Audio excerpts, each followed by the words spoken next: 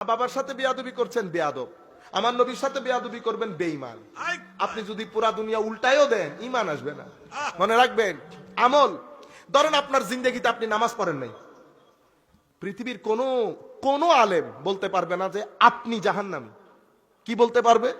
নামাজ না পড়লে জাহান্নামে যাইতে হবে, এটা বলতে পারবে। তো হুজুর উনি তো পড়েন না, উনি জাহান্নামে যাবেন কোন, এটা তো বলতে পারবো না। উনারটা বলতে পারে, এটা বলে কুফর বিত্তাঈন। আমাদের যারা জুনিয়র উলামা ইকরাম আছেন বুঝতে হবে বেটা। একটা হচ্ছে মান তারাকা সালাতান মুতাআম্মিদান ফাকাত কাফার, যারা ইচ্ছাকৃতভাবে নামাজ ছেড়ে দিয়েছে কুফর। হুজুর উনি ছেড়ে দিয়েছেন, ওনাকে কাফের বলবো না, ওনাকে তো কাফের বলা যাবে না। উনি কি সেটা আল্লাহ পাক ভালো জানে, এটাকে বলে কুফর বিত্তাঈন, তাইন করা যাবে না। আচ্ছা, জিন্দেগিতে আমল করে নাই, আপনি তাকে জাহান্নামী বলতে পারবেন না। কত রতি মহারথীকে আল্লাহ তুলে জান্নাতে তুলে দিয়েছে, কিসের কারণে? এক ব্যক্তি আমার নবী মেরাজের মধ্যে ঘুরতেছে, ও একজন দেখতেছে খালি ঘুরে, ওরে বাপ রে বাপ। আমার নবী জিজ্ঞেস করতে, জিবরিল এ তো একেবারে বোধ চৌধুরীর পোলা, কি ঘটনা? হুজুর দুনিয়াতে এর একটা গাছ ছিল মানুষের চলাচলের রাস্তায়, সে মানুষের কষ্ট লাঘব করার জন্য গাছটা কেটে ফেলেছে। লাকাদ রাআইতু রাজুলান ইয়াতাকাল্লাবু ফিল জান্নাতি ফি শাজারাতিন কাতাআহা মিন যাহরিত তারিক আও কামা ক্বালা নবী সাল্লাল্লাহু আলাইহি ওয়াসাল্লাম।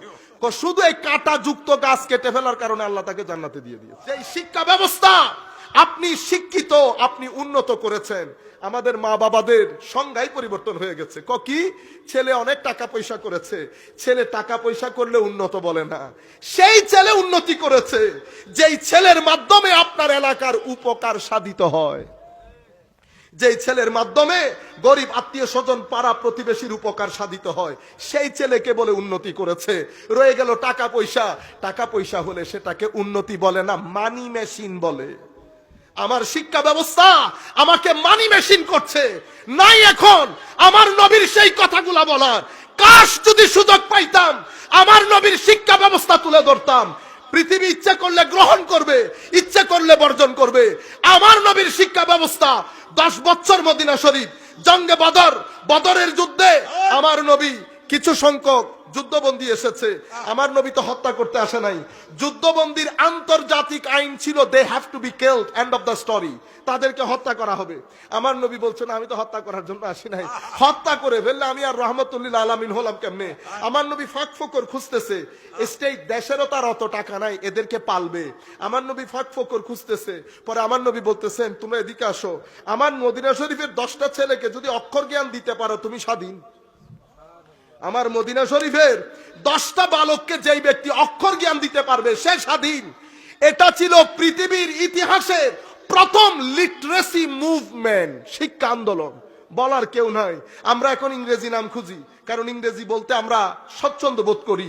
সম্মানিত উপস্থিতি, যেই দিন আমার নবী দ্বীনের দাওয়াতের কাজ শুরু করেছেন, পুরা মক্কা শরীফের মধ্যে যত আবাদি ছিল, কেউ বলেছে ফতুহুল বলদানের মধ্যে ইমাম বালাজুরি বলছেন 15 লাখ আবাদি, 12 লাখ আবাদি। আমরা বলতেছি 12 লাখ না 15 লাখ না, হিস্টোরিক্যাল রেকর্ড 10 লাখ আবাদি।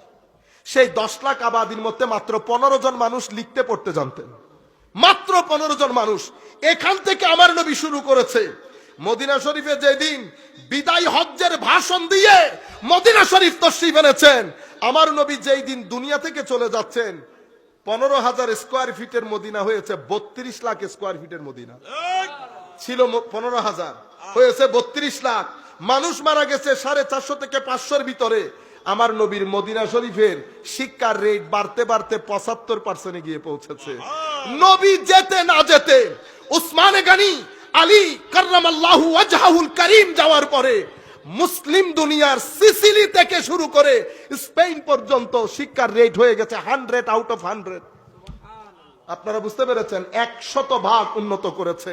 আমার নবীর শিক্ষা ব্যবস্থার মধ্যে ইমোশন ছিল। আমার নবীর টোটাল শিক্ষা ব্যবস্থার মধ্যে আপনাকে শিখানো হয়েছে বড়দেরকে সম্মান কেমনে করে, উস্তাদকে সম্মান কেমনে করে, সোশ্যাল ডেভেলপমেন্ট। এরপরে আপনি উদারতা, সহনশীলতা, ন্যায়পরায়ণতা, আপনার এই জায়গাটাকে ডেভেলপ করেছে। এরপরে আপনার স্পিরিচুয়াল সাইড ডেভেলপ করেছে। মিথ্যা বলা যাবে না, মানুষের জন্য কাজ করতে হবে। এই ইমোশনটা সাহাবায়ে কেরামের মাধ্যমে দিয়ে দিয়েছে। সাহাবায়ে কেরাম একজন আসলে আরেকজনকে দিয়ে দিত, এটা আসলে আরেকজনকে দিয়ে দিত। এই যে এটাকে বলে সহযোগিতা। এজন্য আমাদের দ্বীনের ভিত্তি প্রস্তর স্থাপন করা হয়েছে তাআওয়ানু আলাল বিররি ওয়াত তাকওয়া, সহযোগিতার উপর।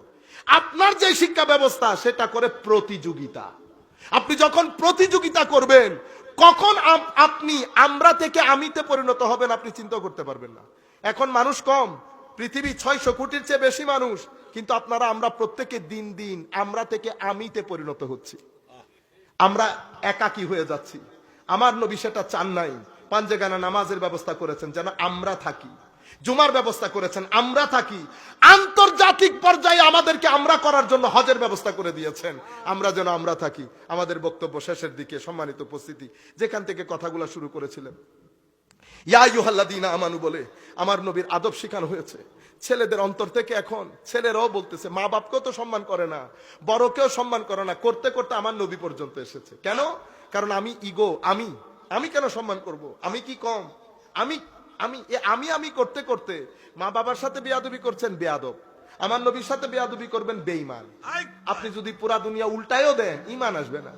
মনে রাখবেন, আমল, ধরেন আপনার জিন্দেগিতে আপনি নামাজ পড়েন নাই, পৃথিবীর কোন আলেম বলতে পারবে না যে আপনি জাহান্নামী। কি বলতে পারবে? নামাজ না পড়লে জাহান্নামে যেতে হবে, এটা বলতে পারবে। তো হুজুর উনি তো পড়েন না, উনি জাহান্নামে যাবেন, কোন এটা তো বলতে পারবো না। উনারটা বলতে পারে, এটা বলে কুফর বিতাইন। আমাদের যারা জুনিয়র উলামা ইকরাম আছেন বুঝতে হবে বেটা, একটা হচ্ছে মান তারাকা সালাতান মুতাআম্মিদান ফাকাত কাফার, যারা ইচ্ছাকৃতভাবে নামাজ ছেড়ে দিয়েছে কুফর। হুজুর উনি ছেড়ে দিয়েছেন, ওনাকে কাফের বলবো না, ওনাকে তো কাফের বলা যাবে না। উনি কি সেটা আল্লাহ পাক ভালো জানেন। এটাকে বলে কুফর বিতাইন, তাইন করা যাবে না। আচ্ছা, জিন্দেগিতে আমল করে নাই, আপনি তাকে জাহান্নামী বলতে পারবেন না।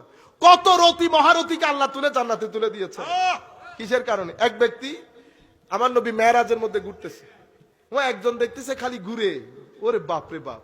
আমার নবী জিজ্ঞেস করতে, জিবরিল এ তো একেবারে বোধ চৌধুরীর পোলা, কি ঘটনা?